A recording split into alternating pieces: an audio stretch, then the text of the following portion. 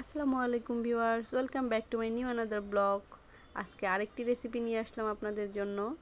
এটা আলু, বেগুন, ঢেঁড়স আর এখানে নিয়েছি আমি, আপনারা চিনবেন হয়তো, টাকি মাছের বাচ্চা। এগুলা পেঁয়াজ কেটে নিয়েছি, মরিচ কেটে নিয়েছি, টমেটো, ধনেপাতা, লবণ, জিরা হাফ চামচ, হলুদ হাফ চামচ।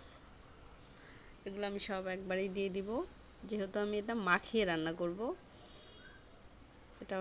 এটা চচ্চড়ি হবে। দেখুন আমি সুন্দর করে মাখিয়ে নিয়েছি। এখন আমি এখানে মাছগুলো দিয়ে দিব।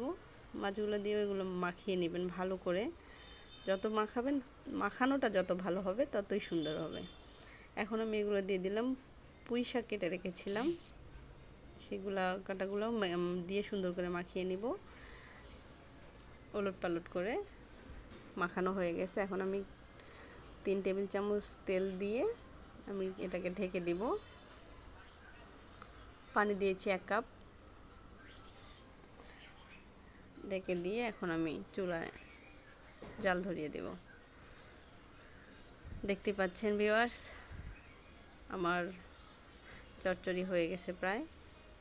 আমার শাশুড়ি বলে এই মাছের চচ্চড়ি নাকি অনেক মজা, তাই আজকে ট্রাই করে দেখলাম কেমন হলো। আপনারাও জানাবেন কমেন্টস করে কেমন হলো। ভালো থাকবেন সবাই। আল্লাহ হাফেজ।